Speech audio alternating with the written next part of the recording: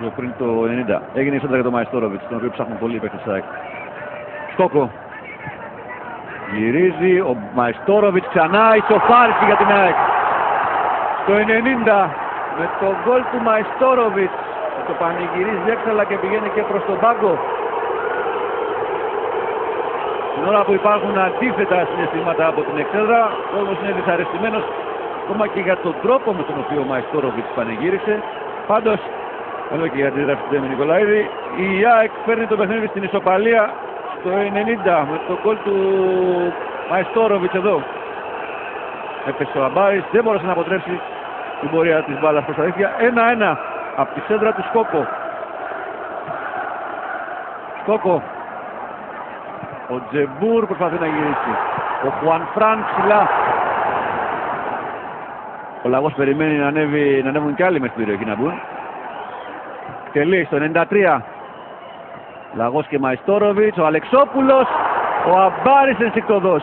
Μπάλα δεν απομακρύνεται. Είναι μέσα στην περιοχή. Ξανά ο Αλεξόπουλος. Ο Καφές, ο Τζεμπούρ.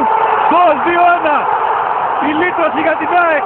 Σε ένα δραματικό παιχνίδι στις καθυστερήσεις. Με το ανάποδο ψαλίδι του Ραφίκ Τζεμπούρ. Η ΑΕΚ που από την κόλαση του 0-1 γυρίζει στον παράδεισο του 2-1. Σε ένα μάτς Γκραν Γκινιόλ.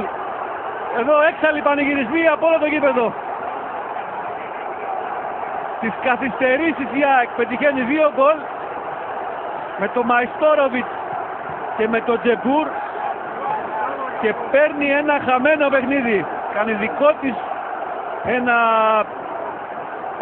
ένα μάτς που ως το 90 το έχανε. Ξανά εδώ το γκολ του Τζεμπούρ. Το 2-1 για την ΑΕΚ το 93.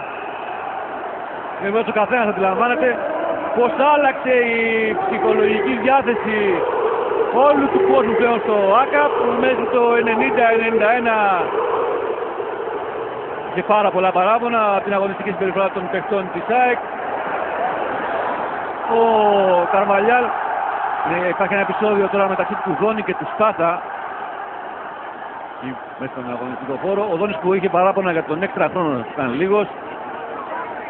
Τώρα έχει ένα έντονο διάλογο με τον διαιτητή της αναμέτρησης. Προηγουμένως ο Καρβαλιάλ δεν ήθελε να κάνει και την αλλαγή πριν από την εκτέλεση του κόρνερ.